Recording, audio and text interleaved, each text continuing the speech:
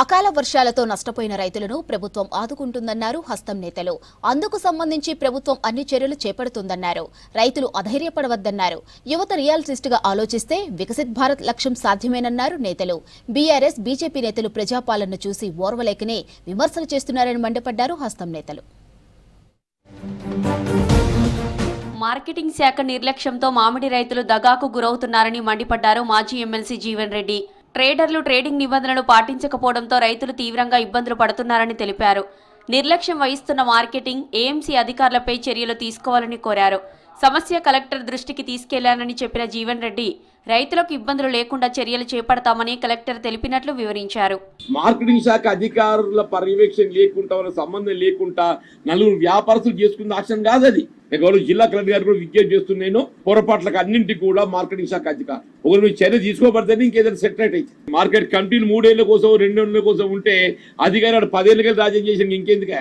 BRS కు రాష్ట్ర శాఖ ప్రెసిడెంట్ ఎవరు, జాతీయ అధ్యక్షుడు ఎవరని ప్రశ్నించారు కాంగ్రెస్ ఎమ్మెల్సీ అద్దంకి దయాకర్. కేటీఆర్ కు దమ్ముంటే రాష్ట్ర పార్టీ అధ్యక్షుడి పదవి తెచ్చుకోవాలని సవాల్ చేశారు. బీఆర్ఎస్ పార్టీలో బీసీ లేదా ఎస్సీని రాష్ట్ర అధ్యక్షుడిని చేసే దమ్ముందా అంటూ నిలదీశారు.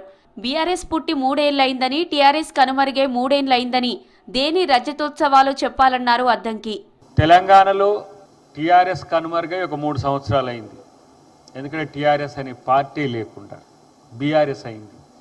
బీఆర్ఎస్కు రజతోత్సవాలంటే మరి బీఆర్ఎస్ ఎప్పుడు పుట్టింది, దాని కథా కమామిషు ఏంటి అనేది అదిగా మీరు తెలుసుకోవాల్సిన సందర్భం ఉంది. కానీ బీఆర్ఎస్ పార్టీ జనతా గ్యారేజ్ అంటున్నాడు, అంటే జనమంతా కూడా బీఆర్ఎస్ పార్టీ ఆఫీస్కి వస్తున్నది అని చెప్పి, మరి ఇప్పుడు కేసీఆర్ కొడుకే వీళ్ళనా ఈ బీఆర్ఎస్ జనతా గ్యారేజ్లో? కాక ఆలోచనలకు అనుగుణంగా డాక్టర్ బిఆర్ అంబేద్కర్ కాలేజీలో విద్యను అందిస్తున్నామన్నారు పెద్దపల్లి ఎంపీ గడ్డం వంశీకృష్ణ. యూత్ రియలిస్టిక్ గా ఉండి ఉన్నతంగా ఆలోచిస్తేనే వికసిత భారత్ లక్ష్యానికి దగ్గర అవుతామని చెప్పారు ఎంపీ.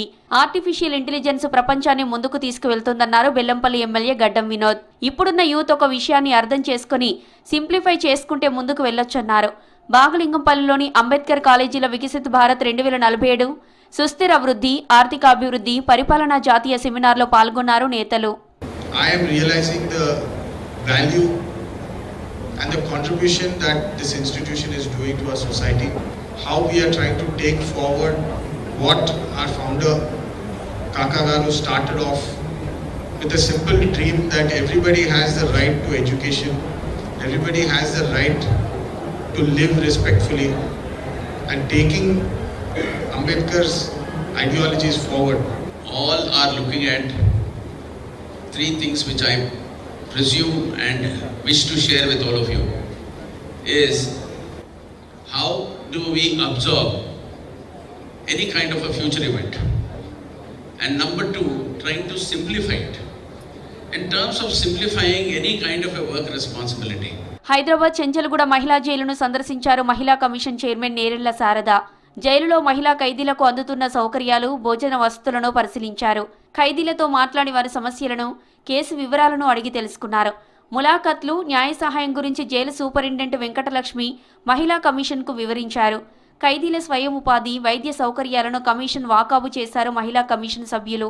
ప్రతిరోజు కౌన్సిలింగ్ అనేది చేస్తూ ఉన్నారు.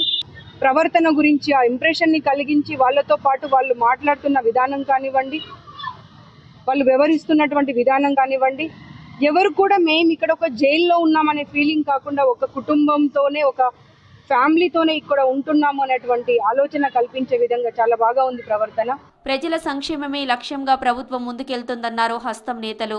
బీజేపీ, బీఆర్ఎస్ కావాలనే ప్రభుత్వంపై విమర్శలు చేస్తున్నారన్నారు.